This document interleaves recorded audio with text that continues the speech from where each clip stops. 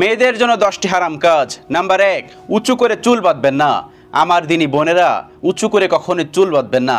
এটা কিন্তু একটা খারাপ কাজ। আপনার এই চুলের দিকে যারা তাকাবে তারা কিন্তু সবাই গুনাহগার হবে এবং আপনিও কিন্তু গুনাহগার হচ্ছেন, এবং তারা যে গুনাহগার হচ্ছে ওই গুনার একটা পার্সেন্টেজ কিন্তু আপনার ভাগেও যাবে।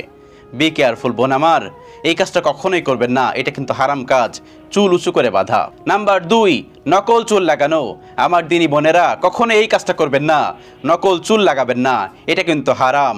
হারাম কাজটা সবসময় আমরা অ্যাভয়েড করে চলবো। নকল চুল লাগানো কিন্তু হারাম, বোঝার চেষ্টা করুন। নাম্বার 3, চুলের আগা কাটা। নারীদের জন্য হারাম একটি কাজ, সেটা হচ্ছে চুলের আগা কাটা। চুলের কখনোই আগা কেটে ফেলবেন না।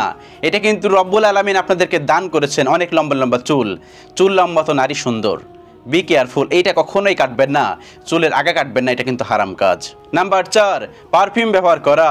প্রিয় দিনী বোন আমার, কখনোই পারফিউম ব্যবহার করে বাইরে যাবেন না, এটা কিন্তু একটা হারাম কাজ। আপনার ওই পারফিউমের সুগন্ধি যত পুরুষ পাবে তাদের তো গুনাহ করবেই, এবং সেই গুনাহের 1% করে আপনার খাতায় জমা হবে। বি কেয়ারফুল, পারফিউম মেখে কখনোই বাইরে যাবেন না, এটা কিন্তু একটা গুনাহের কাজ এবং এটি কিন্তু হারাম কাজ। নাম্বার 5, মেয়েদের জন্য এটি হারাম কাজ, টাইট ফিট জামা পরা। কখনোই টাইট ফিট জামা পরবেন না। যদি আপনি টাইট ফিট জামা পরেন তাহলে অন্য একজন মানুষ সেটা উপলব্ধি করতে পারে আপনার দেহ সম্পর্কে। বি কেয়ারফুল, খারাপভাবে নেবেন না, জানা দরকার। কখনোই টাইট ফিট জামা পরবেন না, এটা কিন্তু হারাম কাজ, ইসলাম কিন্তু এটা হারাম করেছে। বি কেয়ারফুল বোন আমার, আমি চাই আপনি ভালো থাকুন। টাইট ফিট জামা পরবেন না, সবসময় এমন ঢিলাঢালা জামা পরবেন যেটা আপনার জন্য স্বস্তি বোধ হয় এবং অন্য কোনো মানুষ খারাপ বা কুদৃষ্টি না দিতে পারে। Be careful. নাম্বার 6, হাতের নখ বড় রাখা। এটাও কিন্তু নারীদের জন্য হারাম। হাতের কখনোই নখ বড় রাখবেন না, এটা কিন্তু ইসলাম হারাম করেছে। Be careful. নাম্বার 6, হাতের নখ বড় রাখা। কখনোই হাতের নখ বড় রাখবেন না। অনেকেরই দেখবেন হাতের অনেক বড় বড় নখ, অনেক লম্বা লম্বা নখ, এটা কখনোই রাখতে যাবেন না, এটা কিন্তু হারাম নারীদের জন্য। নাম্বার 7, বাজনাওয়ালা নুপুর পরা।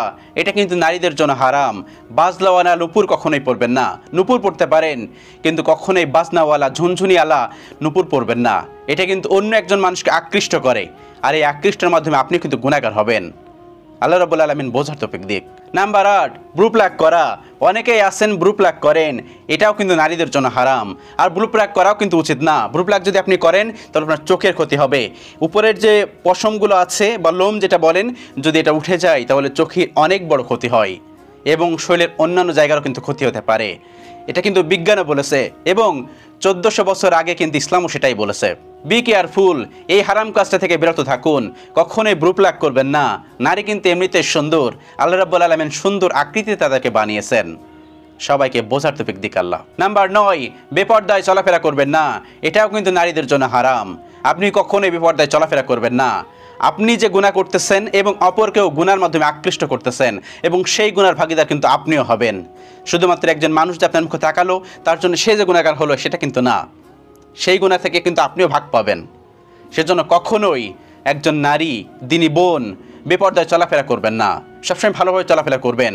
বেপরদায় চলাফেরা করবেন শুধুমাত্র আপনার স্বামীর সামনে, আর পৃথিবীর কারোর সামনে না।